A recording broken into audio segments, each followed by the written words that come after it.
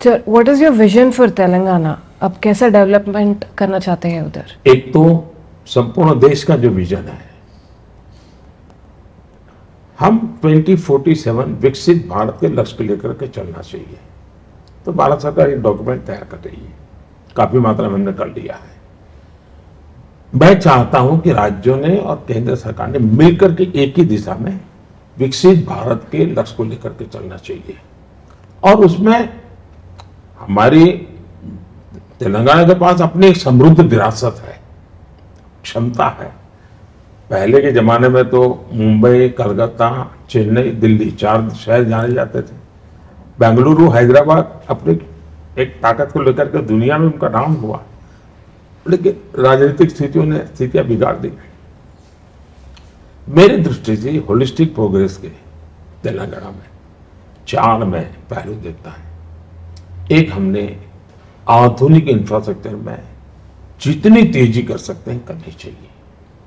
दूसरा, ग्रामीण क्षेत्र में कृषि का विकास और वैल्यू एडिशन, ये दोनों चीजों पर बल देना चाहिए। और मैंने देखा है कि तेलंगाना में और आंध्र में कुछ किसान नेचुरल फार्मिंग की तरफ बल दे रहे हैं।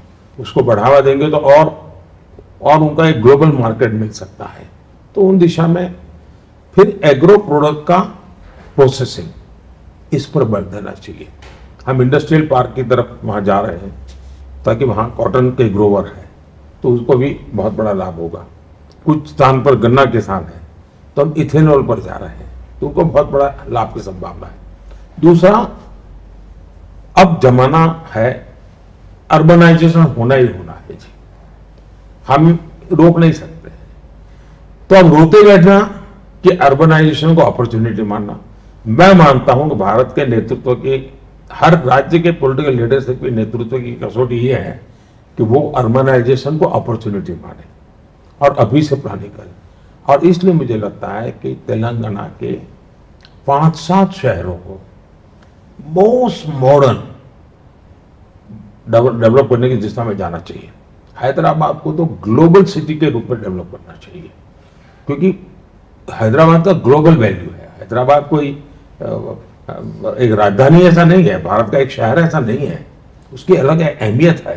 खेलकूद में हैदराबाद कितना बड़ा कर रहा है जी, यानी इसलिए मैं मानता हूं कि बहुत कुछ वहां हम कर सकते हैं। चौथा है सामाजिक न्याय।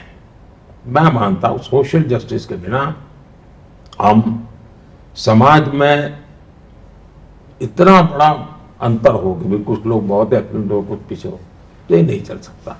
उसके लिए जो भी आवश्यक है उन कदमों को उठाना चाहिए।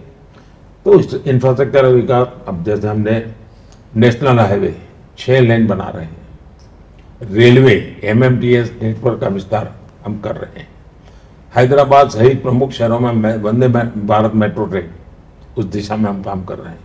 उसी प्रकार से प्रमुख शहरों को जोड़ने वाले हाई स्पीड कॉरिडोर का निर्माण, ये हाई स्पीड कॉरिडोर बहुत बड़ी ताकत बनने वाला है।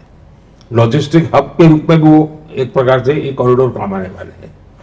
अब जैसे नेशनल टर्मरिक बोर्ड की बात है, नेशनल टर्मरिक बोर्ड हमें बहुत दिनों से मांग थी, हमने पूरा कर दिया। रिसर्च, इस पर हमने, सरकार ने बहुत बड़ा धन देना। हमारा देश आने वाले दिनों में एक प्रकार से फार्मेसी का हब बनेगा। और जब मैं फार्मेसी का हब बनकर कहता हूं तो हैदराबाद में पोटेंशियल बहुत है, तेलंगाना में पोटेंशियल बहुत है।